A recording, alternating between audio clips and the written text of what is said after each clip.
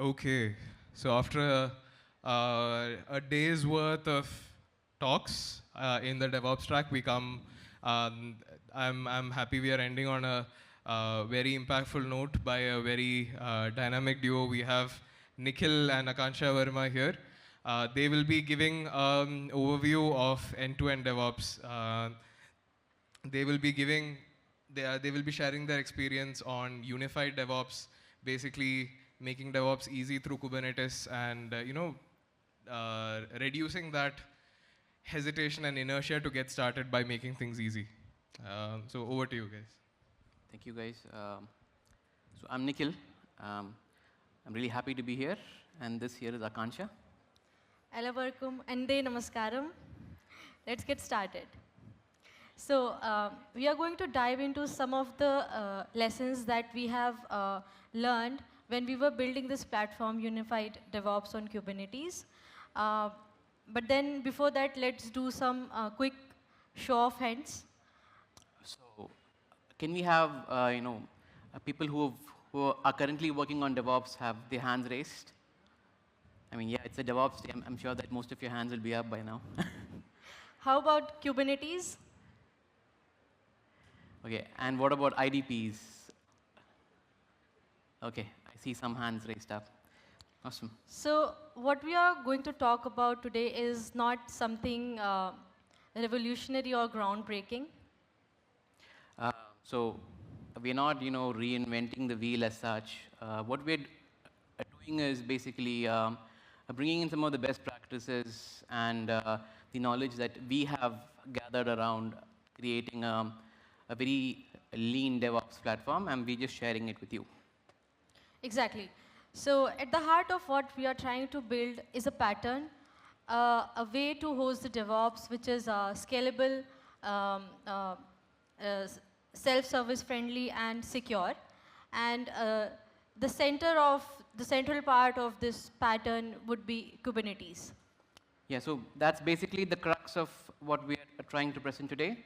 I mean, our DevOps topic itself is unified DevOps on Kubernetes, scalable, secure, and self-service.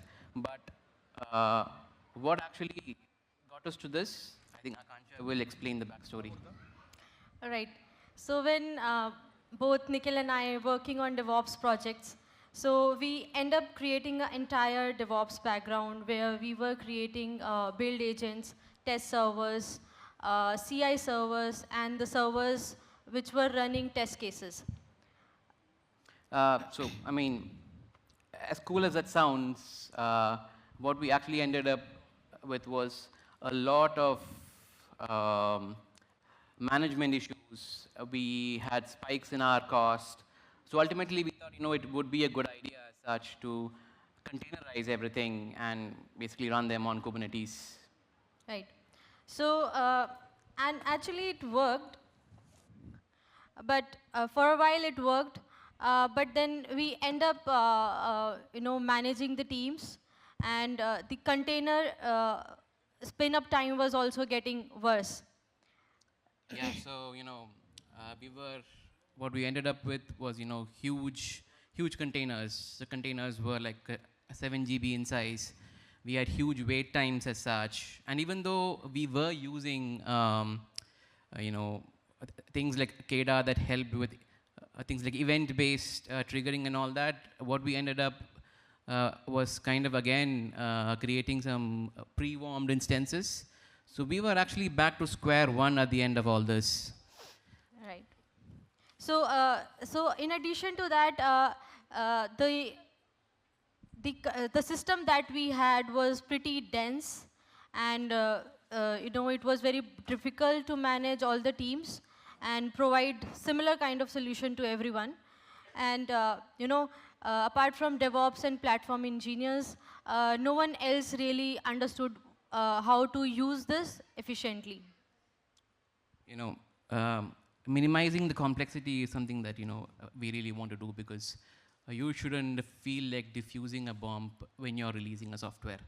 So it's an important component. We also want to bring in a lot of automation, because you really don't want to babysit your build servers and all that, right? So we did automate a lot of these things, but again, we had some issues. Right. So we were, even doing fixing the CVEs and upgrading the packages, all of that, and then, running the pipeline and just forgetting about it. And, the devs and QAs were, uh, running the pipeline and then forgetting, and then, Yeah, what Aakansha is basically trying to get to is that you might have all your I mean, as DevOps consultants, we try to hide the complexity in our system behind YAMLs and pipelines. But in the end of the day, the stakeholders are your dev teams or your QA teams.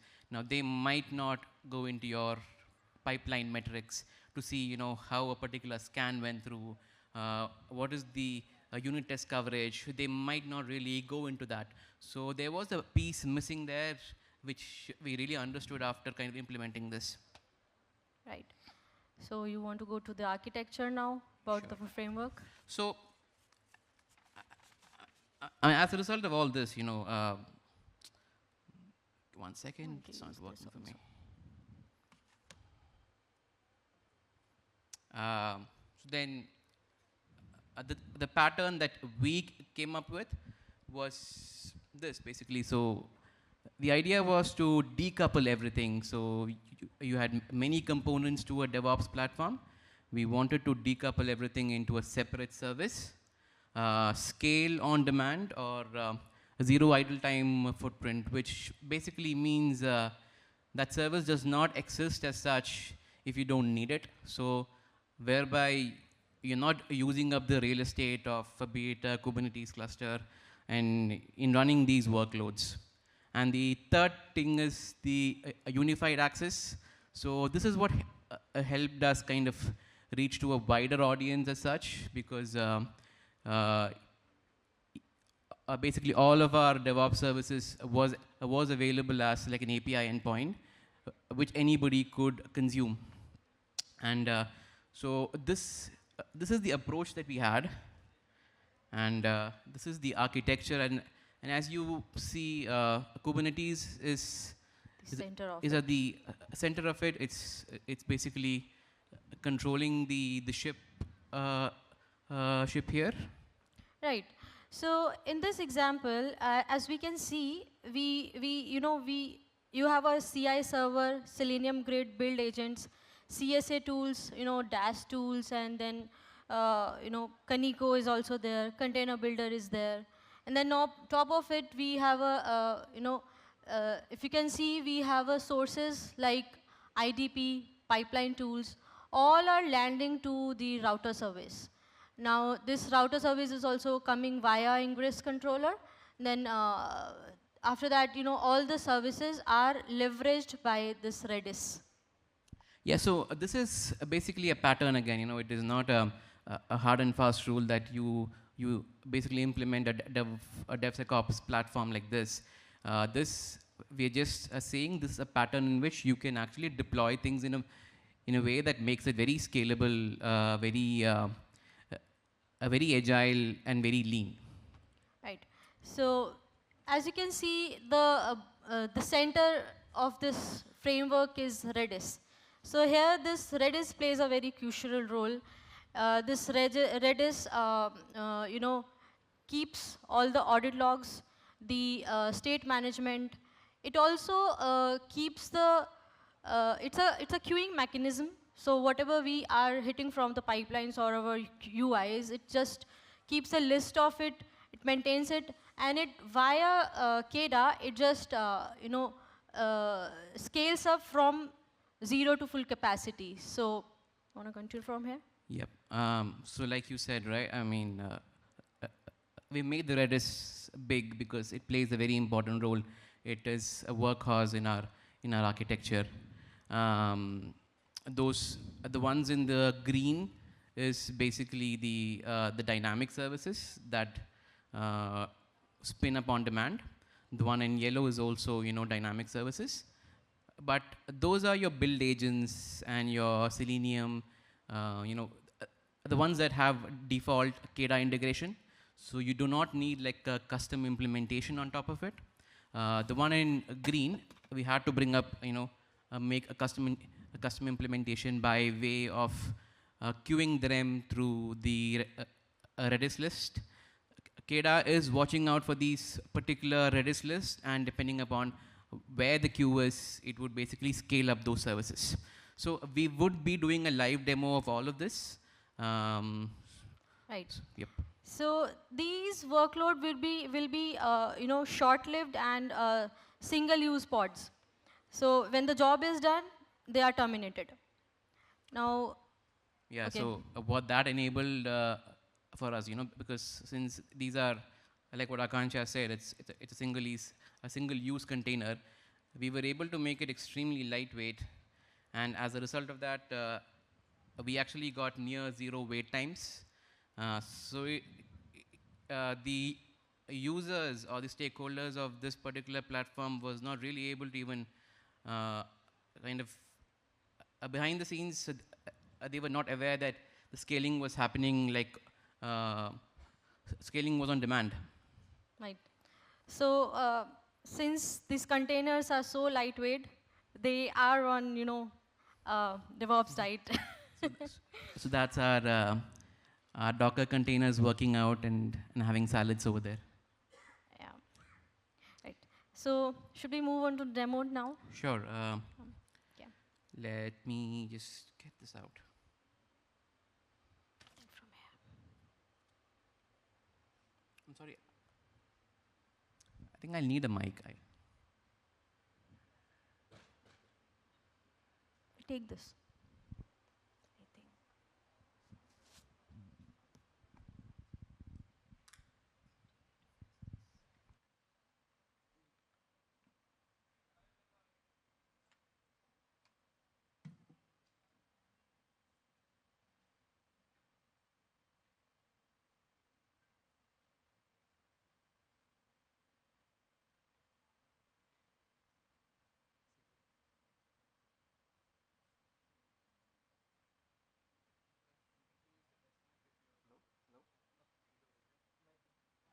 It's good? All right. All right. So we've got this currently deployed into a cluster. What I'm going to show you is how the queuing is happening and how the associated scaling would happen post that. So we would do triggers, two triggers. One through our sample IDP. So this is an IDP that helps you kind of do your DevSecOps tasks. And we'll also be running a pipeline. So behind the scenes, both the IDP and the pipelines are using whatever you saw in this architecture. So to show you the working, I'll probably do first a small change to my KEDA setup so that I can pause it, because these queues get consumed very quickly. So we wouldn't be able to see how it's working. Just finding out the one that I need to update. So this is the one. So this is the parameter that basically, I can stop the scaling. I can pause the scaling temporarily.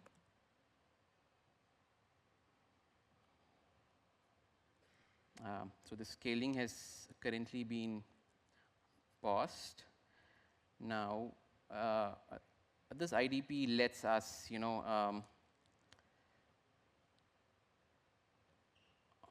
basically you first have to onboard a service. Once you onboard a service, then you can do the rest of the things that you normally do in a DevSecOps process. So the first thing I want to get is probably one repo. Anything would be fine.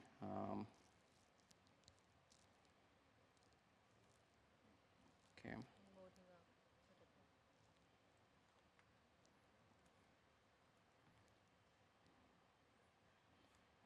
So now I'm adding it, just giving any name.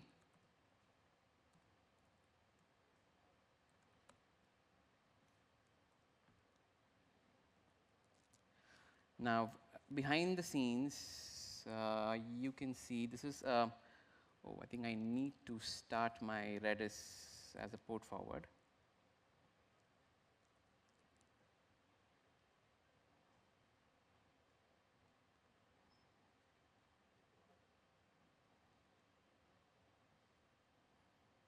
I'm going to port forward my Redis 379.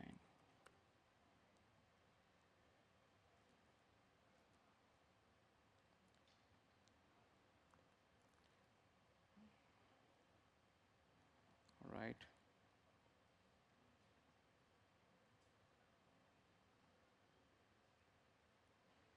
So this is the queue that just got added when I did that operation. Now, if I am unpausing my scale job, this will get consumed, and what you are going to see as such is a new service starting up.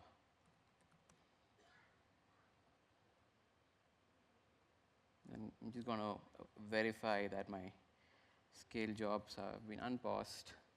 Let me refresh this, and you can see the queue is gone, and behind the scenes service should start up any second. Yes.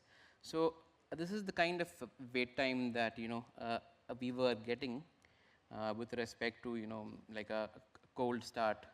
Now what I can further do, move on from this, is to select one of the services that I've onboarded and do these tasks. So code scan will basically scan, scan using any of the scanning tools. So it's like a SAS scan, your code QLs, your Sonar Cube. So anything that you can host on your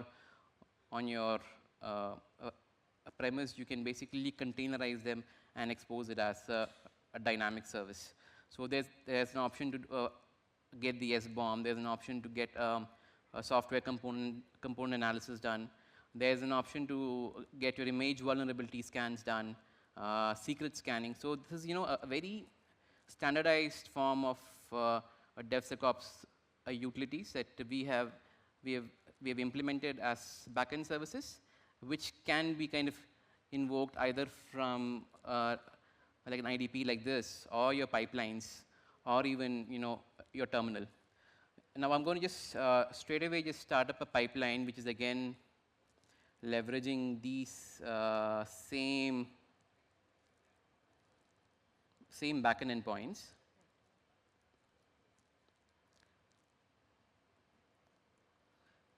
So maybe any second we will again start seeing some of the new services starting up.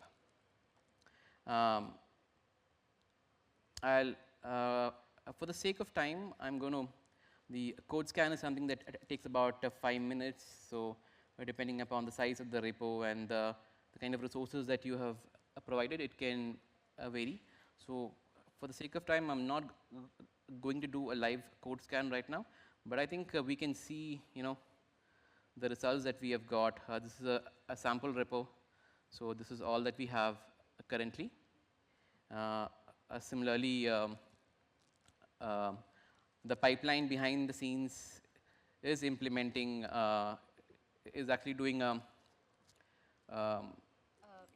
SIFT scan. And yeah, it does a SIFT scan.